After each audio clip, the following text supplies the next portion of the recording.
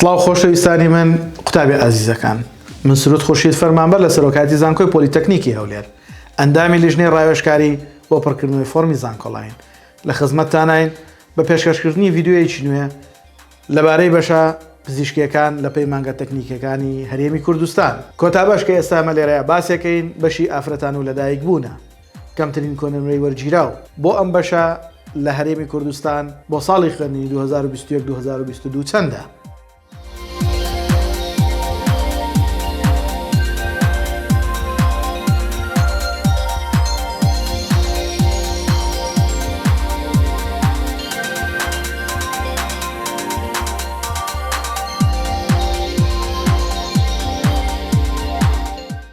خۆشەویستانم ئێمە هەموو کات ئەومان دووبارە کردوتەوە و باسیەکەینەوە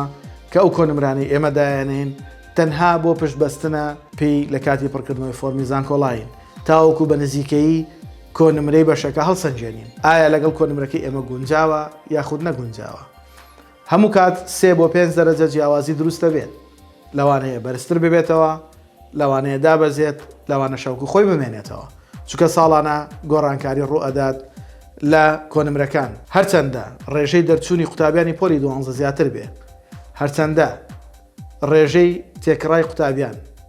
واتە معدەلیان بەرزتر بێ هەرچەندە داواکاری لەسەر بەشێک زیاتر بێ بێگومان ئەو بەشە کۆنمرەکەی بەرزە بێتەوە بە پێچەوانەشەوە کۆنمرەکەی دا ئەبەزێت بۆیە ئەتوانین ئەو کۆنمرانی ئێمە لە ڤیددیۆکانمان باسیەکەین تەنها وەکو بناغەیەک و وەکو بەرچاوڕوونیەک بەکاری بێنی بە هیوای ئەوەی ڤیددیۆکانمان سودبەخش بێ بۆتان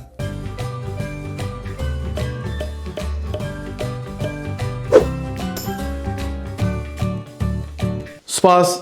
دەستخۆش بۆ لایک و کۆمنت بۆ سەبسکرایبکردنی کەناڵەکەمان سپاستانەکەین کە بەشدارن لەگەڵ کەناڵەکەمان هاوڕێیانتان خۆشەویستانتان ئاگادار بکەنەوە لە کەناڵەکەمان بۆ دۆستانتان کەناڵەکەمان شێر بکەن تاوەکو ئەوانەیش سودمەند ملی بە هیوای سەرکەوتنتان